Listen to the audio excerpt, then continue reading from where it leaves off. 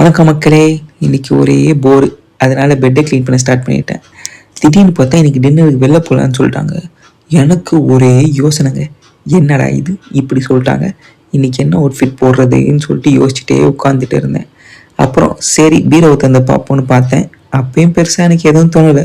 அப்புறம் கடைசியாக ஒரு அவுட்ஃபிட்டை பார்த்தேன். என்ன எதுன்னு கேட்குறீங்களா? இதுதான் அது. பிளாக் ஃபேடட் டிஷர்ட்டும் பேகி ஜீன்ஸும் ரொம்ப சுருங்கி போயிருக்கல.